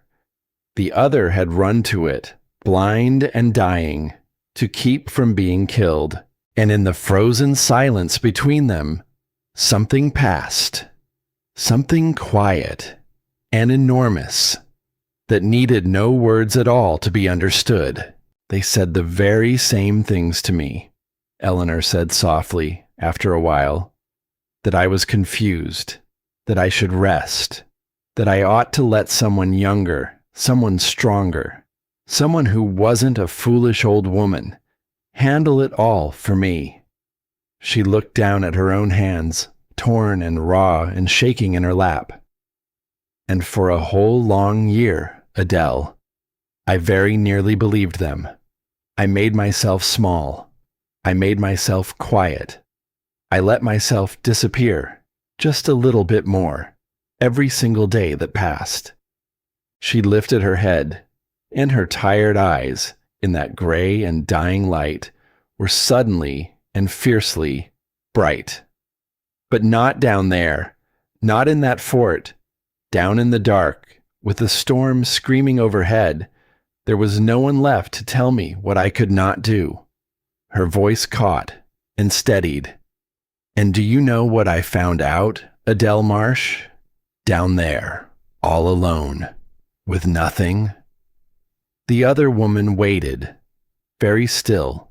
I found out that they were wrong, Eleanor whispered, about every last bit of it. I found out I was never finished at all. They only ever needed me to believe that I was. For a long, long moment, Adele Marsh said nothing. She only looked at the small, frozen, battered woman beside her in the snow. This widow who had crawled up out of the belly of a mountain. This grandmother who had just now spoken a dead man's whole truth up into the open sky, with armed killers gathered not 100 yards below her. And something that had been frozen solid inside Adele Marsh for 30 long and lonely winters began, very slowly, to crack and to give. All this time, she said, and her rough voice wavered and broke for the first time. All this time, I told myself I came up here because I was done with people. Because they'd shown me plain what they were made of, and I wanted no more part of any of them. She swallowed hard. She looked away, out at the white, but that's not the truth of it. Not really. The truth is, I came up here because I quit. Because I let them win. I let them make me small and quiet and gone from the world. And then I stood up here on my mountain all these years, and I called that surrender by a prettier name. I called it peace. Her pale eyes came back to Eleanor, and they were wet now, and bright. You didn't do that. You had every reason under heaven to. More than ever I did, and you didn't. Below them, the shooting had begun, at last, to slow. The men had stopped firing wildly into the dark of the trees. They had understood, finally, that the shooter had fallen silent, had slipped away, and melted back into the deep timber like a ghost. And so, now they were turning their attention back, once more, to the grim work they had climbed this mountain to do. Eleanor watched one of them move toward the stone wall of the fort, that heavy satchel still gripped in his hands. The fire. They meant to burn it, to burn the fort, to burn the shelter she had built with her own 2 hands, the stone that had wrapped around her and saved her life. They meant to fill it up with fire, still believing her trapped and cowering somewhere in the dark beneath it, still utterly certain that the foolish old woman they had chased up here was waiting, helpless, to die in the smoke. "They're going to burn it," Eleanor breathed. "My shelter. They still think I'm down there inside it." Adele Marsh followed her gaze down to the fort, and her weathered face went suddenly very, very still. But it was not the stillness of fear.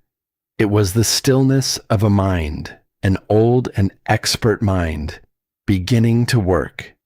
"That fort," Adele murmured slowly, "is built right up hard against the slope."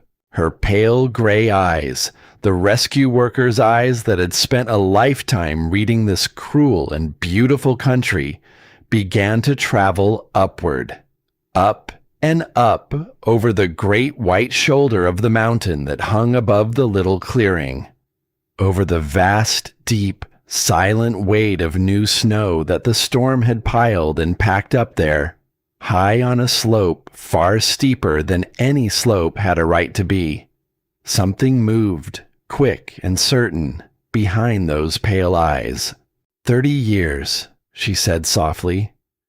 I spent learning every mood this mountain has, learning what it can do, learning, most of all, what it does when some fool goes and gives it a hard enough push. She turned and she looked at Eleanor, and on that hard, weathered, tear-streaked face, something that was almost, very nearly, a smile had begun to form. "Those men down there," she said quietly, "are about to light a very great fire, right at the very foot of a very great deal of snow." Eleanor's eyes widened as she began, slowly, to understand. "And they haven't got the first idea," Adele Marsh whispered, "what it is they're standing underneath." The 2 women looked at one another in the fading gray light, and Eleanor Caraway, who had come up this mountain running and dying and utterly alone, felt something she had not felt in a whole long, lonely year. She was not alone anymore. One of them had given up long ago, and one of them had refused to. And now, here at the frozen top of everything, in this last impossible hour, they each had something the other needed. Eleanor had given Adele Marsh a reason, at long last, to come down off her mountain. And Adele Marsh had given Eleanor something rarer still. She had given her a witness, someone who had heard every word and believed every word, and would stand beside her when the time came to say it all again. "Adele," Eleanor said quietly, "whatever happens now, thank you for believing me. You can't know what it means to be believed after so long." The old rescue worker reached out and closed one strong, weathered hand around Eleanor's small and battered one and held it fast. "Oh, I know," she said. "Believe me, girl, I know exactly what it means." Then her pale eyes hardened and turned once more down the slope, down toward the man, and the satchel, and the fire he was about to bring. "Now," Adele Marsh said softly, "let's you and I go and see what this old mountain still remembers how to do. Two women lay in the snow at the top of the world, and below them, a man walked toward the fort, carrying fire in his hands. Eleanor watched him go. Her heart pounded slow and heavy against her ribs. She could see it all so clearly now, from up here on the high slope. The dark machines, the scattered men, and the one who moved toward the stone wall with a heavy satchel, his shoulders bent against the cold. Beside her, Adele Marsh had gone very still. The old rescue worker's pale eyes moved, up and up, over the great white shoulder of the mountain hanging above the clearing, reading it, measuring it, the way she had read and measured this cruel country for 30 long and lonely years. When it lets go, Adele said quietly, it will not be slow, and it will not stop for anyone. She turned to Eleanor. You hold on to something rooted, something deep, a tree with real age in it, and you do not let go, no matter what your eyes tell you. Do you understand me? Eleanor nodded. She could not speak. Say it back to me, Adele said gently, so I know you heard. Hold on, Eleanor whispered. Something rooted, and don't let go. That's it. The old woman almost smiled. That's it exactly. Below, the man reached the stone wall of the fort, and then something happened that Eleanor had not expected. The tall man in the tailored coat, the one whose smooth, patient voice had drifted up to her out of the dark, stepped out from behind the granite wall, and he lifted his head, and he looked up the slope, almost, it seemed, directly at her. He could not have seen her. She was low and still and half buried in the snow, and yet, somehow, he seemed to feel her there. For one long, frozen moment, across all that vast and empty air, the hunter and the woman he had so badly misjudged looked at one another. And Eleanor did not look away. You were paying attention, she thought, and the thought was calm and clear and cold as the mountain itself. You looked at me, and you saw a careful woman, a thorough woman, a woman who keeps her books close. You were right about all of it, but you missed the one thing that mattered. You were paying attention to me, and all the while, so was I, to you, to this mountain, to every last thing you never once thought to be afraid of. She let her eyes travel up, past him, up the great white slope, up to the enormous, silent, waiting weight of the snow that hung above his head, that he had never once thought to look at. And then she took hold of the ancient pine beside her, and she held on. Below, the man with the satchel lifted it high. He worked at it for a moment, his cold fingers fumbling, and then he heaved it up and over the 2-foot lip of ancient granite, down toward the open trap door, down toward the room where they all still believed a frightened old woman waited to die. For one heartbeat, nothing. And then the world inside the fort turned white.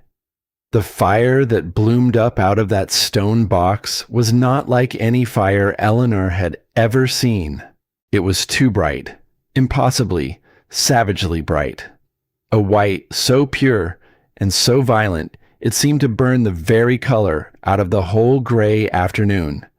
It leapt up out of the open roof of the fort in a single roaring column, and the light of it threw the whole clearing into a hard and shadowless glare. Eleanor threw up a hand to shield her eyes. She felt the heat of it, even here, even this far up the slope, a dry furnace breath rolling out across the snow. The thick stone walls of the fort, walls that had stood 100 winters, walls that had cradled her and saved her life, shuddered where they stood. The terrible fire raged inside them, and the ancient granite held it, and channeled it, and shook. And a great wave of scorched and shimmering air erupted upward out of the open roof, and rolled outward across the mountain, and struck the vast white slope above like an enormous, invisible fist. The sound came a moment later, a boom, deep and low and rolling. It bounced off the far peaks and came back and bounced away again. And then the mountain answered. Eleanor heard it before she understood it. A sound like nothing else on this earth. A long, deep, tearing groan, rising up out of the very bones of the slope. The sound of an unimaginable weight held too long in a place too steep. Finally, beginning to give. High above the fort, a line appeared in the snow. A crack, a single dark fracture running clean across the white face of the mountain, fast as a whip, faster than any eye could ever follow. And with a roar that swallowed the whole world whole, the slope let go. "Now!" Adele Marsh cried. Hold on now." Eleanor threw herself at the ancient pine beside her. She wrapped both arms around its rough and frozen trunk. She dug her torn fingers into the deep old bark, and she pressed her face against the wood, and she held on with everything left in her small and stubborn body. Beside her, Adele did the same. And the mountain came down. It was a river, a vast, white, roaring river of snow and ice and shattered rock, thundering down the slope at a speed that no living thing could ever hope to outrun. It was the size of the sky. It was louder than thought.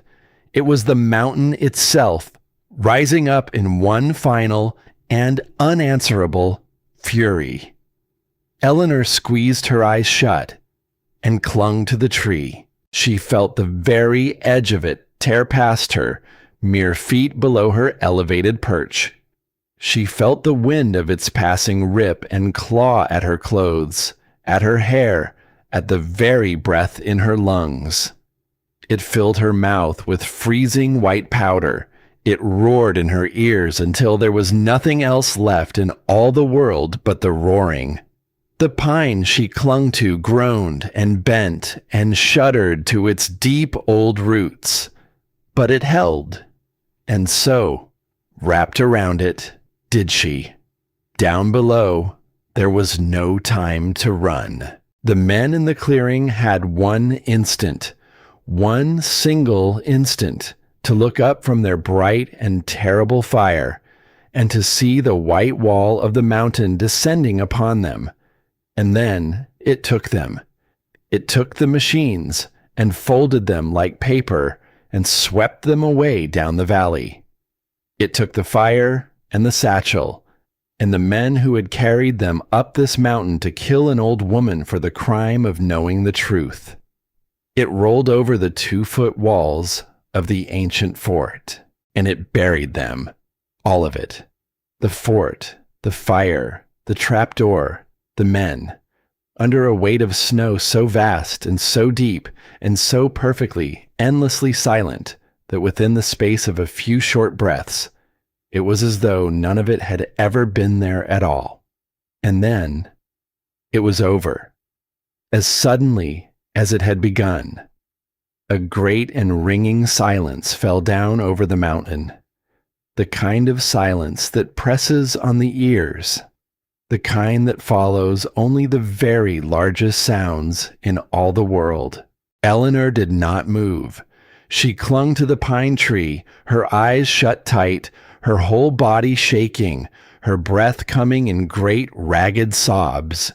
She was certain, for a long moment, that she must still be dreaming, that she could not possibly still be alive. And then she felt a hand on her shoulder, a strong, gloved, weathered hand. "You can open your eyes now," said Adele Marsh very softly. "It's done. It's over. You're still here." Slowly, Eleanor opened her eyes, and she looked out upon a world made new. The clearing was gone. The machines were gone. The men were gone. Where the great stone fort had stood, there was now only a vast, smooth, unbroken field of white, glittering faintly under the last gray light of the fading day. Only the very topmost edges of the granite walls still showed. A few dark stones, barely breaking the surface of that enormous drift. A quiet marker. A silent stone above a silent grave. Eleanor stared at it. The fort had saved her from the cold. It had wrapped her in warmth and given her fire, and kept her heart beating through the killing dark. And then, at the very end, it had reached up and pulled the whole mountain down and saved her one final time.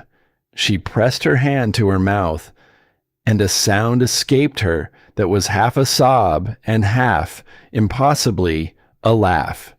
She was alive, against everything, against everyone. The old woman the whole world had written off was still, somehow, alive. Something buzzed, small and faint, in the snow near her hand. The telephone. She dug for it with shaking fingers and pulled it from the drift and pressed it to her ear. The line was still open. It had never once dropped. "Ma'am? Ma'am, are you there? We heard—" There was a sound, a very loud sound. "Please, are you still with me?" Eleanor let out a long, trembling breath. "Yes," she said. Her voice was cracked and hoarse and steadier than it had been in a whole long year. "Yes, I'm still here." A pause on the line, a breath of pure relief.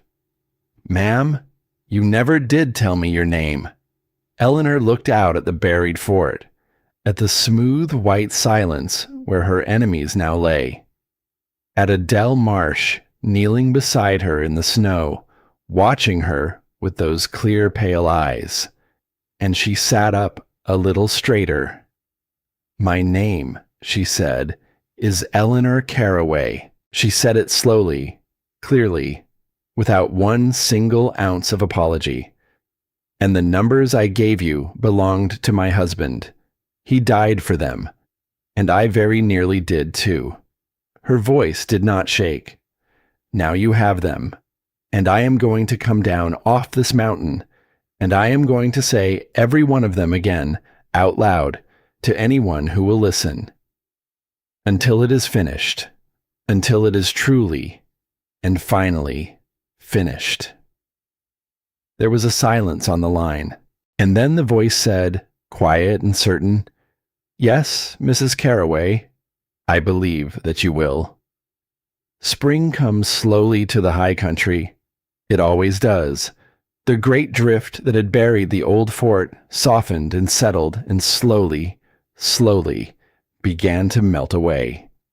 The dark stones of the ancient walls emerged once more into the light, patient and unbroken, as they had emerged from 100 hard winters before. The mountain grew quiet and green and gentle again, and the truth that an old woman had spoken into a small black telephone from the top of a frozen slope did exactly what she had promised it would do. It walked down off the mountain, and it did not stop. The numbers were written down and checked and followed, one careful thread after another, into all the dark and hidden places where the stolen money had gone to ground. And the men in the good, clean coats, the ones who had believed themselves so very far above the reach of any tired old woman, found at last that they had been wrong about that too. Her husband's work was finished. His wife had finished it, and no one ever again would call it the fantasy of a confused and overwrought old woman. Because a confused old woman does not carry $200 million of hidden truth up a mountain, and she does not survive the cold and the fire and the fall of the mountain itself to speak it plain into the light. But that was not the ending, not the part that mattered most, because when the world came at last to that mountaintop, drawn by an old woman's voice on a telephone line, they did not find one woman waiting there in the melting snow. They found two. Adele Marsh could have vanished. She could have slipped back into her deep timber and her long silence, the way she had done for 30 lonely years. She could have let the world go on believing she was gone, or dead, or never real at all. It would have been the easiest thing, the old, familiar thing, but she did not. She stayed. She stayed by Eleanor's side, down off the mountain, in the loud and difficult world she had turned her back on so long ago. And when the time came, when at last there were people who had to hear the whole of it, Adele Marsh stood up, and she spoke, not only of the men in the fort, but of the old accident all those winters past, of the freight and the false papers, and the people who had died, and the truth that had been buried right along with them, the truth that a rescue worker had once tried to speak and been called a liar for, and driven up a mountain to be forgotten. She spoke it all, at last, out loud, in the light. And this time, there was someone standing beside her. This time, there was someone who believed her. Two women the world had quietly set aside. One had almost believed it. The other had believed it for 30 long years. And each, in the other's eyes, had found the one thing the world had denied them both. Someone who finally looked and saw and did not look away. They were an unlikely pair. The widow, small and neat and quiet, with her clever, careful mind and her patient, watchful eyes, and the old rescue worker, tall and weathered and rough, who had lived so long alone she had half forgotten the very sound of another human voice. And yet, in the seasons that followed, they were seldom seen apart, walking slow along a quiet road, sitting together on a porch in the long gold evening light, speaking softly, the way people speak who have shared a thing far too large for many words.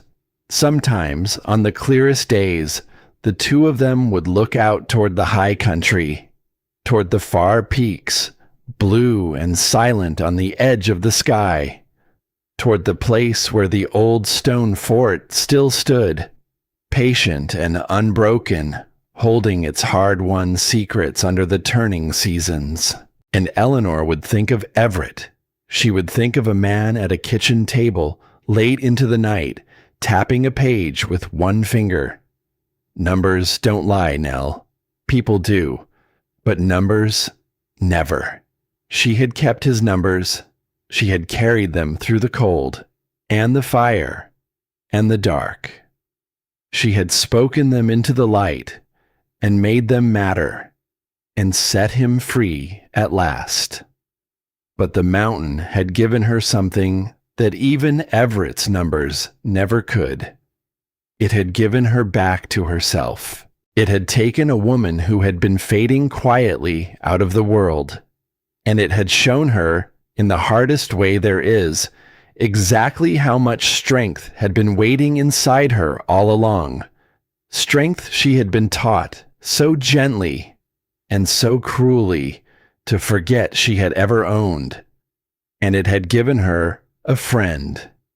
At the very end of things, when she had believed herself most utterly alone, it had given her someone to hold on to, someone rooted, someone deep, someone who would not let go. One evening, as the light turned gold and low across the quiet land, Adele Marsh looked over at the small woman beside her. "You know," she said in that rough and gentle voice, "for 30 years I told myself the mountain was the only thing that never lied to me, the only thing left in all this world that I could trust." She was quiet a moment. "Turns out I was wrong about that too." She looked at Eleanor and her pale eyes were warm. "Took a half-frozen old woman crawling up out of the ground to teach me otherwise. Never once thought I'd be grateful to get myself shot at in my own backyard." And Eleanor Caraway laughed, a real laugh, full and warm and unafraid. The laugh of a woman who had walked straight through the very worst the world could send, and had come out the other side of it, not smaller, but larger, not alone, but held. The two of them sat together as the sun went slowly down. Two old women, weathered and worn and once thrown away, and found again. And in the quiet that settled over them, soft as falling snow, there was no fear left in it at all, only the deep and simple and hard-won peace of two people who had finally, after so very long, been believed. The two of them sat together as the sun went slowly down, and for a while neither of them spoke at all. There was no need. The light moved gold across the snowfields far below, and the far blue peaks held the last of the day. And somewhere out there, under all that patient white, an old stone fort kept its silence, and its secrets, and its dead. Eleanor thought, not for the first time, of how strange a thing a life could be. How a woman could spend nearly 60 years being quietly told that her season was ending, that her part was played, that it was time now to sit down and fold her hands and let the younger and the louder carry the world on without her, and how all of that could turn out to be the largest lie of all. She had not been ending. She had only been waiting for one cruel winter and one ruined fort and one long climb through the dark to remind her of a truth she had known at 22 and had somehow let the years talk her out of, that she was strong, that she was clever, that she was not, and had never once been, finished. "Adele," she said at last, softly. Do you know what I think? I think we were never the ones who were too old, too tired, too far past our use." She watched the light. "I think the world simply grew too hurried to look at us properly, and it mistook its own blindness for our ending." Adele Marsh was quiet a moment. Then she made a low sound, deep in her chest, that might, in a younger woman, have been a laugh. "Well," she said, "it's looking now. Two old women, weathered and worn and once thrown away, and found again. And in the quiet that settled over them, soft as falling snow, there was no fear left in it at all. Only the deep and simple and hard-won peace of two people who had finally, after so very long, been believed."